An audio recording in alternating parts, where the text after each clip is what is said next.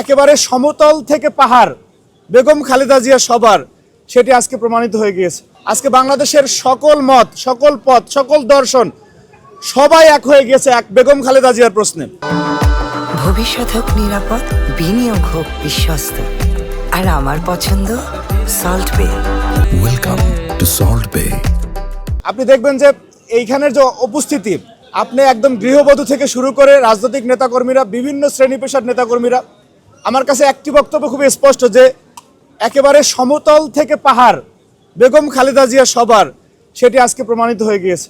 সুতরাং এই ধরনের একজন মহান নেত্রী এদেশে জন্মগ্রহণ করেছেন, যিনি আমৃত্যু বাংলাদেশের প্রশ্নে আপোষহীন ছিলেন। সেই নেত্রীর আদর্শিক সন্তান হতে পেরে আমরা গর্ববোধ করি।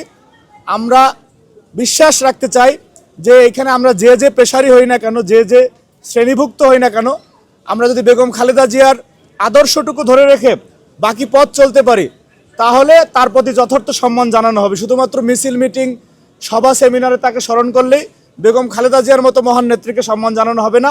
তিনি যে আদর্শ রেখে গিয়েছেন, যেটি চিরকাল বাংলাদেশে বহমান থাকবে, সে আদর্শটুকু যদি ধারণ আমরা করতে পারি এবং সে আদর্শ মতো চলতে পারি এবং বাংলাদেশের প্রশ্নে আমরা আপোষহীন থাকতে পারি, তাহলেই আমাদের আপোষহীন মহান নেত্রীর প্রতি সম্মান জানানো যথার্থ হবে বলে আমরা মনে করছি। ওনার বিদায়ের যে শোকগাথা তৈরি হয়েছে এবং ওনার মহাপ্রয়াণে বাংলাদেশের মানুষ যে শোক সন্তপ্ত, এই শোকের পাশাপাশি এর মধ্যে থেকে ইতোমধ্যে আমি নিজে ব্যক্তিগতভাবে এবং আমরা শক্তি সঞ্চার অনুভব করছি। কারণ ওনার বিদায়ের মানুষ তো আসলে বিদায় নেবেই, আপনার আমার সবারই বিদায় নিতে হবে, কিন্তু উনি ওনার বিদায়ের মাধ্যমে উনি বাংলাদেশকে ঐক্যবদ্ধ করে গিয়েছেন। আজকে বাংলাদেশের সকল মত, সকল পথ, সকল দর্শন সবাই এক হয়ে গেছে এক বেগম খালেদা জিয়ার প্রশ্নে।